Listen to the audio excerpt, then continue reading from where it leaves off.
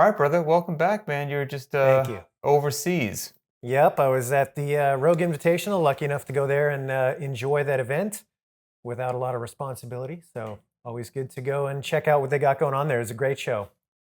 A quick trip, man. How was your Yeah. sleep schedule there, and how is it right now? It was pretty good there. I was actually surprised. Oh, okay. I managed to be okay. I think I started off on the right foot.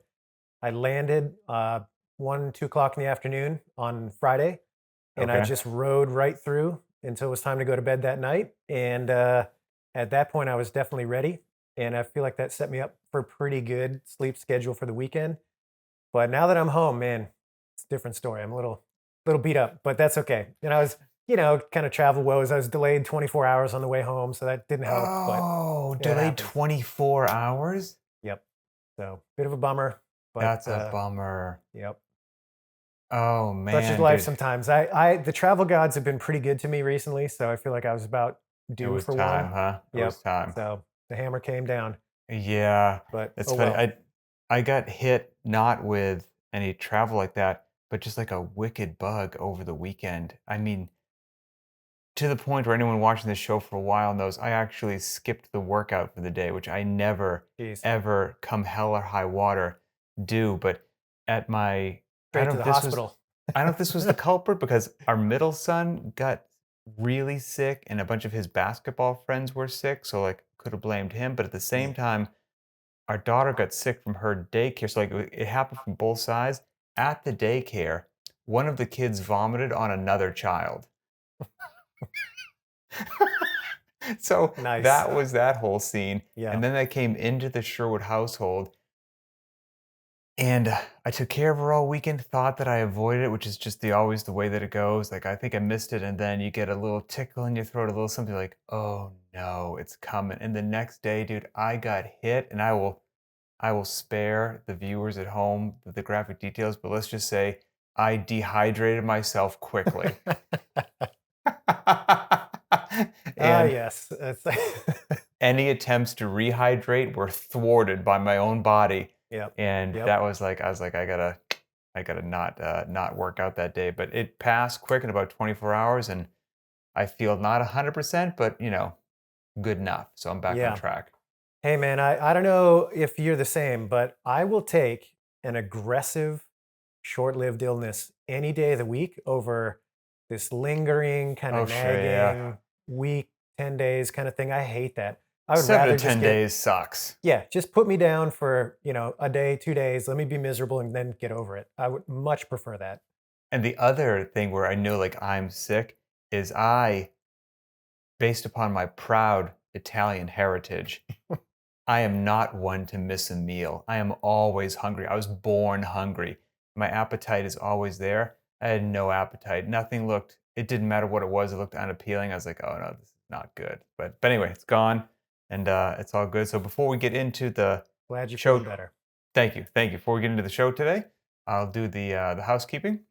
Want to help support the show? Go to verynot.random.com. Check out all the different cycles that we offer. There's on-ramp programs, barbell, dumbbell, body weight.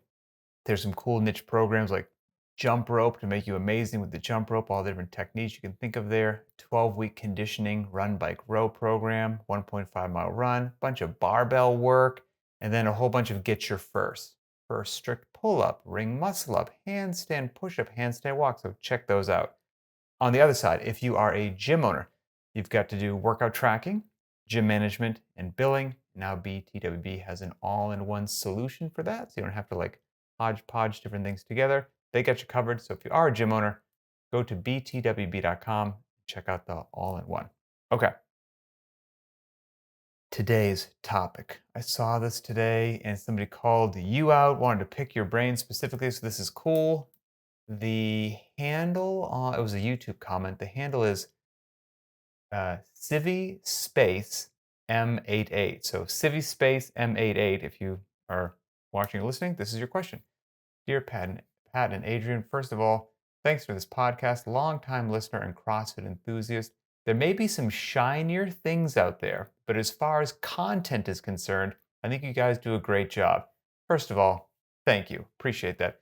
No one's ever accused of being flashy. So this is we're gonna Yeah, just cover I'll take that proudly. 100%. Also, hey, while we're on the, effusive praise train here, I will say too, hey, thanks to the people that were at Rogue, had a lot of people come up and say some nice things about the show. So, Oh, Pat, that's cool. yeah, I'm officially passing that on to you. And for those of you that were out there that did come and say hello, thank you. I appreciate it. It's always good to hear from people that find benefit to what we have to say. So cool. Yeah, that's very cool. And for everyone out there, like, look at the show.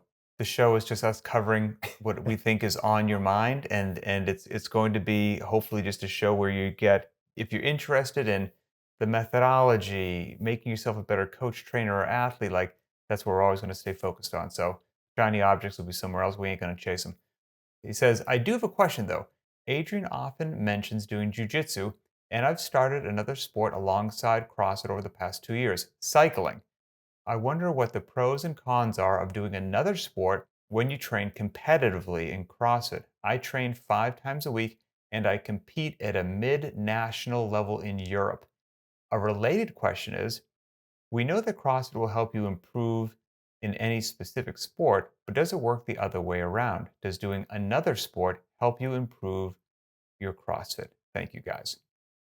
Man, great questions. I love this because to me, this really does speak to kind of the essence of what CrossFit was meant to do in the first place in a lot of ways, which was, hey, training in the gym is cool and you should understand how to do it and the benefits that, you can receive from engaging in some training on a regular basis. But at the end of the day, it's got to extend to something else, whether that something else is your profession or just living your life in a better way, or if it's pursuing some other recreation.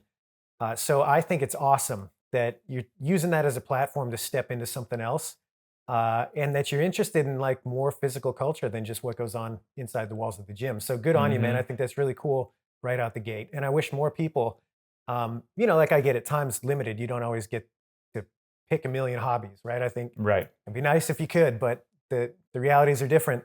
But at the end of the day, I do think it would serve people, especially those that have been doing CrossFit a long time, to step outside once in a while, a little bit more regularly, and get their, toe in the water with something that maybe it doesn't even need to stick. Maybe it doesn't need to be something Hmm. you fall in love with and you do forever. But yeah, Dabble in it's something. yep, exactly. It's great to get out there and just kind of take a sampler. And I guess maybe get into the first question, which is, I wonder what the pros and cons are of doing another sport when you train competitively in CrossFit. Yep. I had a couple things pop into my mind that I can dive into, or you got something you want to start with? Yeah, I mean, the big one that came to me there was that it's just really about time. What kind of time do you have and what's more important to you? Because at a certain point, you'll have to make that decision. And Mm-hmm. if you are comfortable, he said he's a mid-level competitor. I'm assuming CrossFit mid-level Mm-hmm. competitor, not cycling. Right. Um, and you really want to focus on making that next level of competition, and that's what's really important and driving to you. Well, yeah, you're probably going to have to limit how much time you're spending in the saddle. Now, don't hear in that I'm saying you have to eliminate it. That's not what I'm saying at all. But you will probably have to look at the breakdown of your total training, meaning how much time you're riding, how much time you're doing CrossFit, and decide which one needs a little bit more attention, depending on what your goals are within that. So that's really it. It's really just a time problem more than Mm-hmm. anything else. Um, and he's the only person that can answer what that most important thing is, and then react accordingly. You said time problem, but you also touched on it, which I agree with there, which is the most important thing. Is I would say you just have to establish your priority, right? Yep. Neither one's right or wrong. It'd be tough to maybe serve two masters. So, is CrossFit near and dear to your heart as your number one life, and you are looking and you're okay with if your cycling suffers a little bit, or is it going to be the other way around for you? You're falling in love with cycling, and I'm willing to let CrossFit slide a little bit. No right or wrong answer. Each person, and choose your sport. Fill in your other sport. You just need to decide which is that. And then, as I would say, as unsatisfying as an answer as it is, you probably just need to do some trial and error experimentation, with how many training days of CrossFit, how many days of your sport, and give it 2 weeks, give it 3 weeks, and then enough time to actually feel the results and see the data for yourself. And then play with it a little bit. You up one, you reduce another. Maybe one gets more volume, one gets more or less intensity until you find that sweet spot that you get your toe in both ponds, but you are leaning towards the side of prioritizing whichever one was happy with you. And I remember something along the lines of, because Greg Glassman would love cycling as well, and so he used to use cycling as an analogy. And maybe it's just all cyclers, are data fanatics as well, but they know their pace, they know the roads, they know how the hills feel in the local area, like they know the rides, they do the rides. And so if you're used to doing your rides and you know how the rides feel, and you know the time, your pace, whatever, miles per hour, kilometers per hour, and you start adding in more training and adding in more training, what's happening to your pace and your distance and your time? Is it being positively or negatively affected? And find that sweet spot to where you're content with both sides of that. And if CrossFit is your competitive outlet and what you want to potentially excel at, and cycling is your side hobby that you enjoy, then you might tip the scales in favor of it's okay if cycling suffers a little bit because CrossFit's my focus. Yeah, for sure. And I'll say too, as far as cycling is concerned, it's a great fit, meaning that that can take the place of some of your longer duration efforts just by nature of what it typically ends up being anyway. So for something like cycling that's really kind of monostructural, typically longer in duration, it can fit in there so easily with a CrossFit training program. Some other sports might not be the same. Using my own example of jujitsu, obviously there's a certain level of output that's associated with training that, but it varies, and it varies pretty wildly depending on the session that you're doing. Is it more technique focused, or are you sparring more? What level of competitor shows up to that session? Is it people that are at your own level or above you and you're really fighting for your life? Or is it a bunch of new guys and you're a little bit more seasoned and you kind of have the upper hand? Mm, Very different experience. And then at the end of the day, there's always just the reality that with any sport, the better you get at it, the more efficient you're going to be, the less the return you're going to get in that true kind of stimulus from it. So cycling, in that sense, is a pretty easy fit, whereas some other sports, specifically sports where you have to, you know, you're engaging with another person and there's a certain level of unpredictability with that encounter, you can't rely on it quite as much for the training stimulus that you might be trying to get hmm out of a program. So just be aware of that if you want to extend that to kind of a more broad approach to sport. And then one thing I'll also say about cycling specifically, and this is a great kind of one for one within the CrossFit world. I mean, there are examples of athletes that were really good cyclers that made it to the games. I mean, Adrian Mundweiler is a name that some people should be familiar with if you're up with your CrossFit Games athletes. He's a Swiss athlete that competed a couple times at the games. He's also a great cycler. That's like a big passion of his, or at least it was. I don't know if it still is. And he famously won the first event of, I think it was the 2017 or 18 games, which was a cycling event. He dusted the mm. field. So there you go. It's certainly possible with a sport like cycling to integrate that well and really excel in CrossFit. It probably depends upon, because the other part of the question was, will, well, I'm gonna get ahead of myself. One was, we know that CrossFit helps the other sport. Will the other sport help CrossFit? So Yep. maybe before we get into will the other sport help CrossFit, okay, let's stick with that first. Okay. Sure. Will the other sport help CrossFit? I would say it just depends, right? Like you made a case for cycling, but I would tend to think that not all sports are created equal. Because some sports, for lack of a better way to say it, might beat you up a bit more. Like you might be involved in human combat sport where maybe not all sessions feel the same, and maybe some of them you walk away a little bit more beat up than a different session. Whereas if your sport is swimming, yeah, and if you're doing sprints, don't get me wrong, that's one thing. But a lot of people go to the pool and swim laps. It's not exactly a high impact. I've got a swimming background. Like, you're not going to be beat up after a long swim session. So, or you out playing, as we mentioned every now and then, adult rec league soccer, which could be actually really cool as long as you don't tear a hammy. It's long conditioning session, bursts of sprinting in there. You get some agility, footwork. Like that could be a great thing as well. So largely it probably just depends upon the sport that you chose. Will that help your CrossFit endeavors? Potentially, not all of them are created equal. And how much that sport that you chose will or won't impact how much CrossFit training you can effectively do over the course of the week probably depends upon how demanding your side sport happens to be and the physical toll that it takes on your body over the course of the week. And is that static every week, or is each week a bit different in your sport? I don't know. Yeah. Yeah. I couldn't agree more. I'll say, kind of to reverse it too. the hidden benefit of having and sustaining like a relatively good level of general physical preparation. I mean, maybe it's stating the obvious, but man, it sure keeps you in the game a lot longer than people that don't have that base. Mm-hmm. I experience that regularly as a 42-year-old man who's been pretty active and healthy his whole life. I can be pretty lazy these days with some of my discipline, and because I have at least enough of a buffer, I still don't get that beat up from a pretty intense training session Oh, on the nice. mats. Like, yeah, sure, it's a hard session, and sure, you're gonna have bumps and bruises every once in a while, but I'll walk away from a lot of those sessions feeling like, okay, yeah, it was an output, but I'm fine. And I'm not, ridiculously sore the next morning or whatever. And that's solely because I have been at a decent level of condition for a long time. And I've got that as a benefit. And I think people forget that sometimes. They want to look for that one-to-one relationship where they say, oh, CrossFit only benefits my second sport if I can see a direct link to a better outcome, meaning I scored more goals or I was whatever, better than my competitor.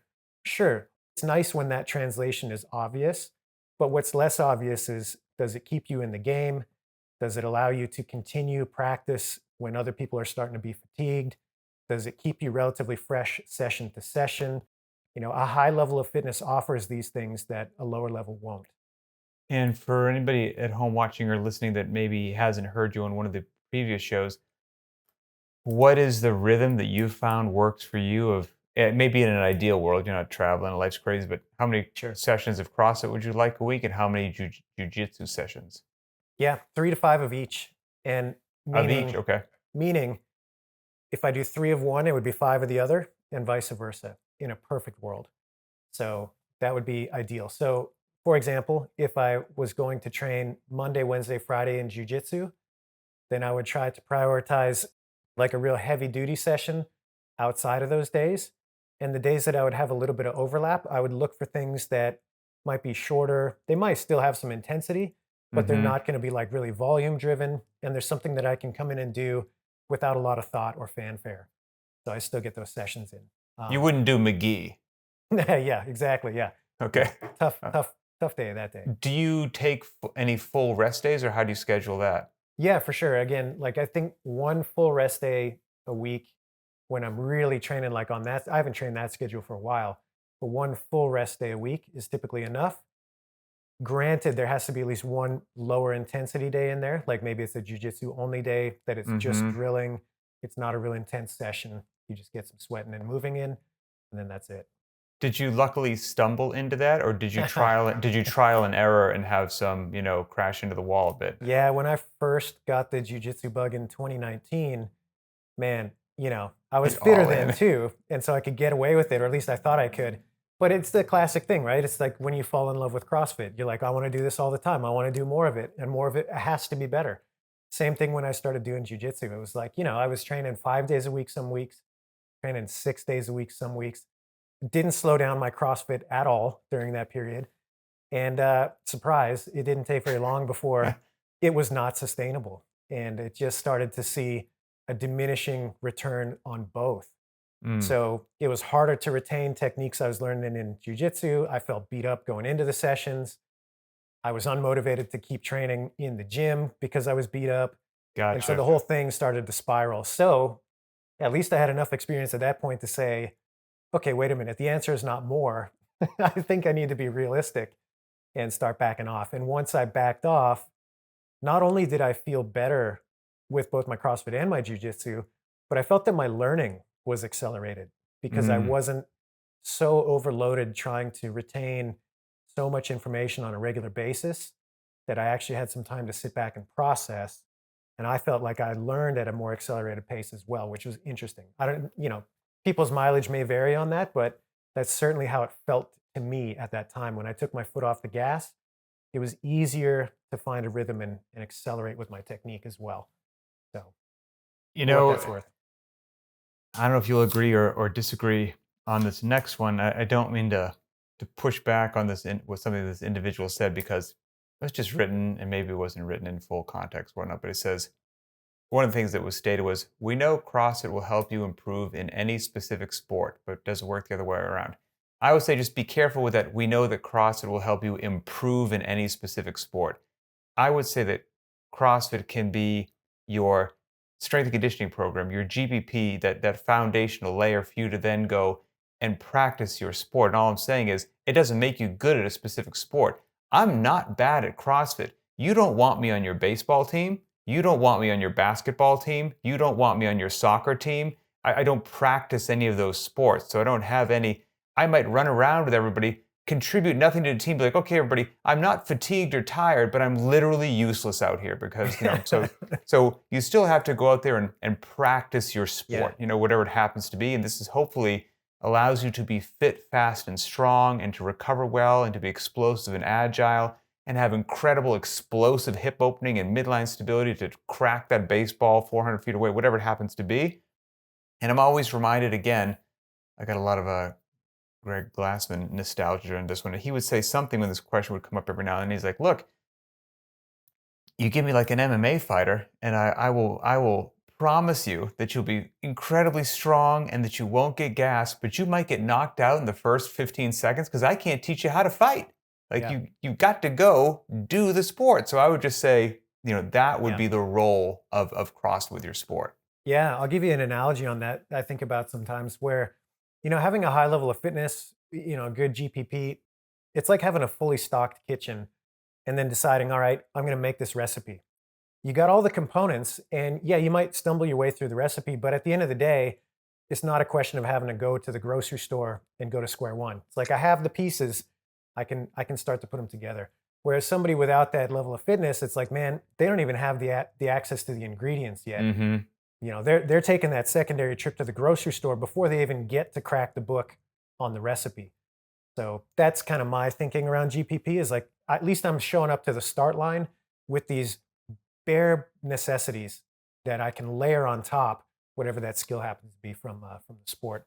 Oh, But 100%, man. Didn't you tell me? Am I confusing maybe you with Jomo or somebody else I know that does jujitsu? Yeah, like let's say you've got two characters walking in as quote unquote new students, jujitsu, yep, baseball, or whatever, and the coach, the trainer, is going to bring these two young grasshoppers up, and one of them is a deconditioned, fluffy individual from their couch, and the other one is fit, fast, and strong. Like, well, yeah, most things are probably going to. The other, you're not going to be as smoked during the session, even though if you are fatigued, your probably technique is probably going to be sharper for longer and all those good things. And was it you or somebody else told me that like one of the tests was every minute for 10 minutes, 10 burpees, and that was like yeah, a death sentence for many people. And you're yeah, like, "Fine, just let me know when I need to do that, and I'll knock it out." that was one of the first places I trained. And different schools in jujitsu place higher, lower kind of value on like fitness. Mm, But this particular school was pretty old school, and like basic fitness was part of it. And that was Eduardo, my old instructor. Shout out Eduardo Hosha, he was the man, still is. But yeah, that was a big thing for him. Was like, hey, if you want to be at like a novice level, like this is something that should be a non-negotiable. 10 burpees on the minute for 10 minutes. cool. Like that's something that everybody should be comfortable doing as you get a little bit better at this kind of base skill level. So I thought that was cool. But That is cool, by the way. So simple yeah, too. yep. Yeah, he was all about it. We used to do all sorts of stuff as kind of general warm up, and it was fun. But I had another thought there about does it go the other way? And my answer is absolutely yes. So if the Mm, question mm. is, do other sports help your CrossFit? My answer is 100% yes.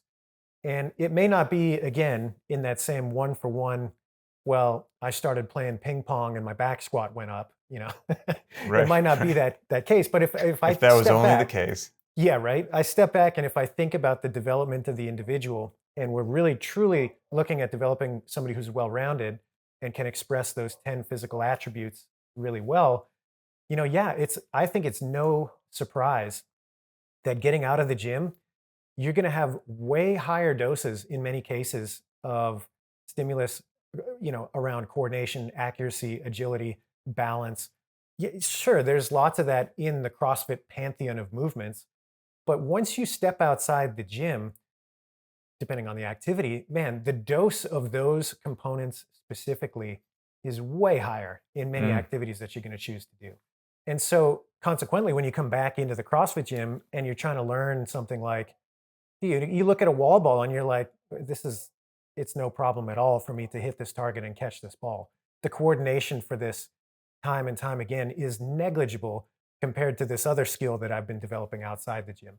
So, in my opinion, yes, I think there's absolutely a great benefit to doing things outside, even if it isn't like this translation that you can see right away that says, "Oh, I can do more reps now," or added 10 pounds to the bar. It's not Hmm. always going to be that obvious, but I do think it's worthwhile. Very cool, man. Yeah, that's all for me. I think that's my 2 cents. And if you get any kind of closing or parting thoughts. No, I mean, I guess the last thing I'll say is like, hey, I got tagged in something on Instagram the other day that was like, "What is classic CrossFit to you?" Mm, And some of the responses were, I can't remember them offhand, but it was basically, "Oh, I like CrossFit before we included some of these like circus tricks or whatever." And I'm like, it's funny, you go back and read the journal from 2005 and you see gymnastics and tumbling. You see old right. people on rings.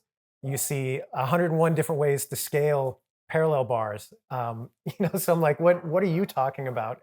Where this skill has actually been nerfed in the more recent expression of CrossFit because it's a little harder to navigate, a little harder to enter. Hmm. So I guess what I'm trying to say is, at its core, in my opinion, CrossFit is always about a bigger, broader approach than just what you're doing inside the walls of the gym. That's the bread and butter, sure. But if you're not getting out and testing yourself against some of these other things, if you don't think that there's value in doing some of this stuff outside of the gym, I think you're missing some of the picture. And maybe on that, ending on that, getting outside of the gym. I wanted to mention this at the beginning of the show, but I just realized it now. I don't know if you saw this. So as we record this, maybe a couple weeks have gone by, but we just did that show on High Rocks, just got posted a couple days ago. And there's two comments on there. One's from Oh, I haven't read them yet. Oh, this is Bobby great. To Marino, be Bobby Marino 1594. straight from the Says, horse's mouth here. just did one, meaning a High Rocks event, just did one this past weekend. Middle of the pack for the 50 to 54 age group. No additional training added in. Certainly could have used some more running to maintain a pace in the later rounds, but your assessment is correct. If you're fit, you can do it. And then the next comment from Kelly Brock, 8937, completed the Atlanta High Rocks women's doubles last week. My partner and I finished third Oh, out of wow. in the 40 to 44-year-old women Nice. division and 38th out of over 500 women's teams. We both have consistently trained CrossFit 4 to 5 times a week for 3 years and 10 years, respectively. Not to mention, we are moms and working professionals. I will never shut up about how CrossFit makes you ready for anything. That's what I'm S- talking about. I love Super it. cool, right? Yeah. Yeah. Super, Awesome. super cool. So, yep, do an intelligently designed workout each day, and good things happen. Whatever you choose to apply that to outside the walls of the gym. So, get out there and have some fun, everybody. As we say at the end of each one of these shows, thanks everybody for watching and listening. All of you drive the content. So if you have thoughts on this topic, post them. Find this show in the btwb YouTube channel. Post your thoughts. If you have ideas for future shows, questions, comments, whatever, post them there as well. You can do the same thing on the Varied Not Random Instagram account, either with a public comment or you can send a direct message to the Varied Not Random account. All those things make their way back to us and they drive the show forward. So for Adrian Bosman, I'm Pat Sherwood, and we will see you next time.